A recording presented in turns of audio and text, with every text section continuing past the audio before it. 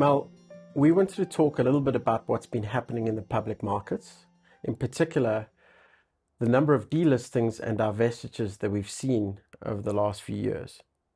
I think the data has shown that listed companies on the JSE have halved in about 20 years, and there's obviously something driving that. We wanted to talk a little bit more about that today, and in particular, the role that private capital markets have to play in that, specifically private equity. So maybe we can just talk a little bit about what's been driving that those trends. There have been many delistings. Some have been driven by multinationals coming into the market and acquiring these businesses. And on the other side, we've seen a private equity play where private equity has actually delisted the companies and taken them to the private markets. Why have those companies wanted to make the move from the public markets to private markets? The fact that the public market is not actually showing these businesses enough love. And there's two main reasons for that. They're either potentially too small to make a big impact in the public market, or they're too niche, too specialized in nature. Okay. The size bit makes sense, I guess. So basically, you've got the big fund managers that are trying to generate alpha.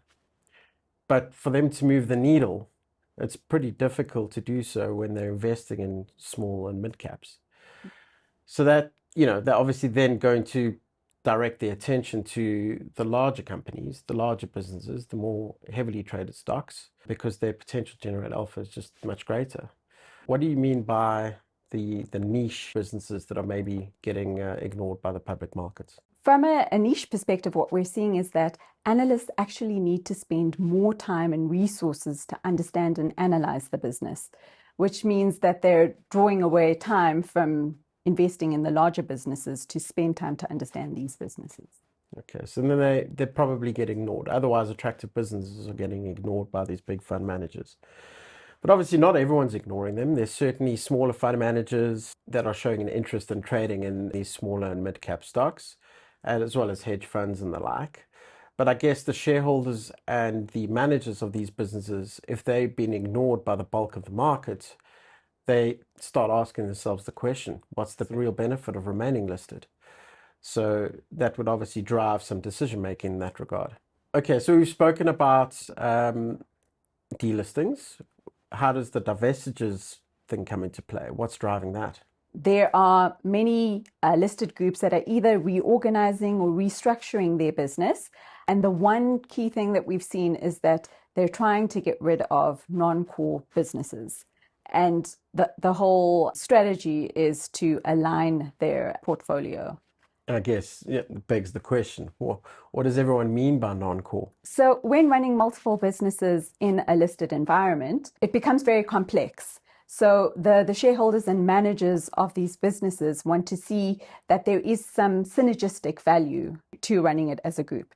To the extent that you don't have that synergistic value, then the cost benefits of having this business in the group doesn't necessarily make sense. The trade-off between complexity and synergistic value, if you're not getting the synergistic value, why deal with the complexity?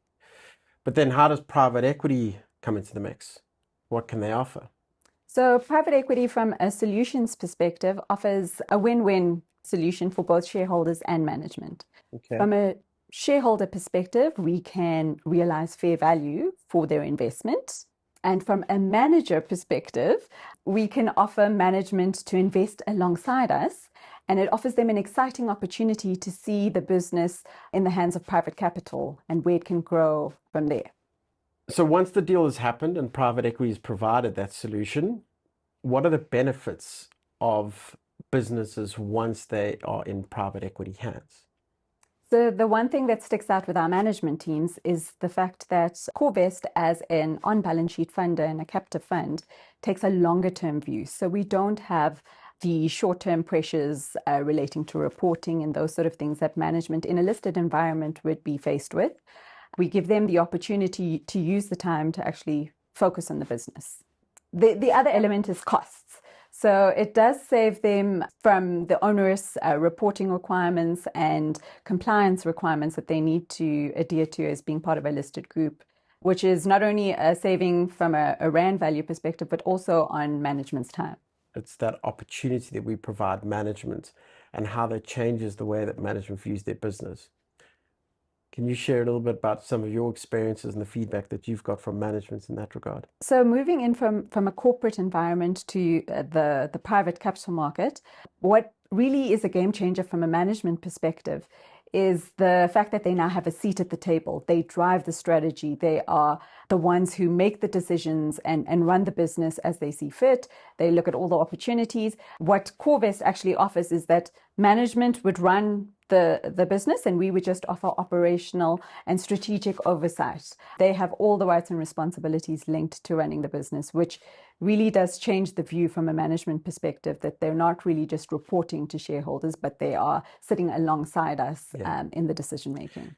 So that arguably more direct ownership, that seat at the table, drives a different level of innovation and entrepreneurship, is kind of what we've also seen. That ultimately changes the course of the business going forward. So Mel, the reason a lot of businesses want to be in the public market space is because they believe they've got better access to capital. That is one of the views out in the market. But from an RMB Corvest perspective, we have been successful in raising debt and equity capital in quite short timeframes and pretty easily. So it kind of dismays this myth in the market that public markets are better to gain access to capital. And I guess this would be a good segue to chat through our recent experience on DLPG, the transaction that you and I were both involved in. Yes, so the DLPG transaction was driven by a listed business that was divesting of a business they considered non-core to the group. That gave us the opportunity to support management in a management buyout. We did need to bolster the management team as well by bringing someone in from the outside to oversee the group going forward. And we believe there was a win-win solution for all, both for the exiting shareholders who got fair value for their assets, the management team that were given an opportunity to take a business that maybe otherwise sat in the periphery within a bigger group that could now sit in a smaller group. They became shareholders of the business going forward, and ultimately it gives the business an opportunity to see what they can do in private equity hands. And management is very excited to be part of this private group now. I think management and the shareholders are all equally excited about the future prospects of the business. This was a solid business with a great track record, a great customer base, and under the right conditions and with the right support, there's lots of opportunity for the business going forward. So Shaun, what are the key takeaways for management teams and shareholders watching this? For the shareholders and management teams that are asking themselves the question around whether they should remain listed or in the public markets, we provide a win-win solution. RMB Corvest can partner with these management teams and these businesses going forward and leverage the potential that they have to take it to the next level.